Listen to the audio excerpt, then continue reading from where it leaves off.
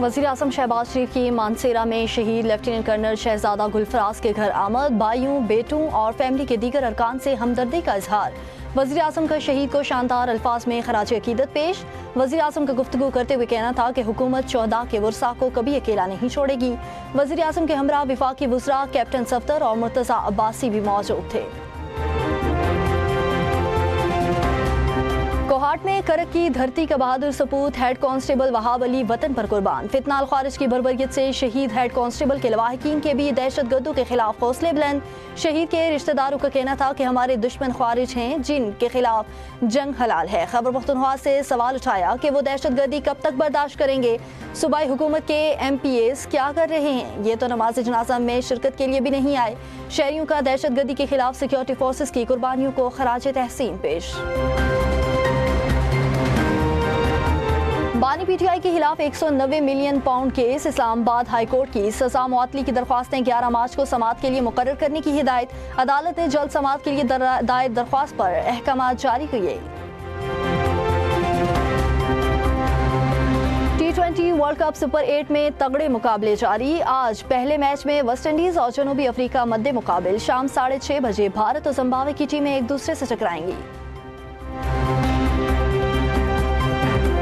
वज़ीर दिफा ख्वाजा आसिफ ने तहरीक इंसाफ को अपने निशाने पर रख लिया। एक्स पर जारी बयान में कहा, PTI के सामने बानी के अलावा सब बेमानी हैं।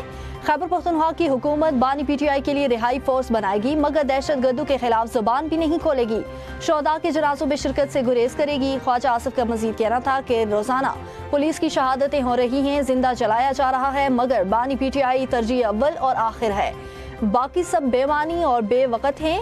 मजीद कहा, वजारत आला बचाओ नंबर टांगो, सूबा गया भाड़ में। वतन की सलामती की कोई वक़्त नहीं कि कैसी सियासी जमात है जिसके कितने टुकड़े किसी को मालूम नहीं। आवाम के लिए एक और बुरी खबर। एक माह के लिए बिजली की कीमत में ₹1.78 फी यूनिट इजाफे का इम्कान। नेपरा में माहाना FCA से मुतल्लिक दरख्वास्त पर समाअत। महंगे फ्रेंच ऑयल प्लांट्स चलाने पर सख्त सवालात उठ गए। अथॉरिटी का महंगे फ्रेंच ऑयल प्लांट से बिजली पैदा करने पर शदीद बरहमी का इजहार। खबरदार किया कि अगर मुसलसल महंगी पैदावार जारी रही तो सहमाही रेट्स में कमी मुमकिन नहीं होगी। कौमी असम्बली का इजलास 3 मार्च को तलब। इजलास दोपहर 3 बजे शुरू होगा। सदर ममलिकत ने इजलास आइन के तहत तफवीज़ शुदा इख्तियारात को बरोए करार लाते हुए तलब किया। ये मौजूदा कौमी असम्बली का 25वां और तीसरे पार्लिमानी साल का पहला इजलास होगा।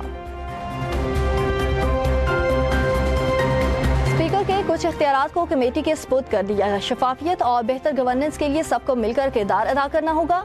स्पीकर कौमी असम्बली सरदार अयाज सादिक और वफाकी वजीर एहसन इकबाल की मीडिया से गुफ्तगू। अयाज सादिक ने कहा, पाकिस्तान गवर्नेंस फोरम बेहतर गवर्नेंस के लिए फायदेमंद साबित होगा। गवर्नेंस से मुतल्लिक कानून साजी भी हो रही है। एहसन इकबाल का कहना था कि उड़ान पाकिस्तान प्रोग्राम के 5A's पर पार्लिमान में बहस होनी चाहिए। मौसमियाती तब्दीली हमारी फूड सिक्योरिटी के लिए खतरा है।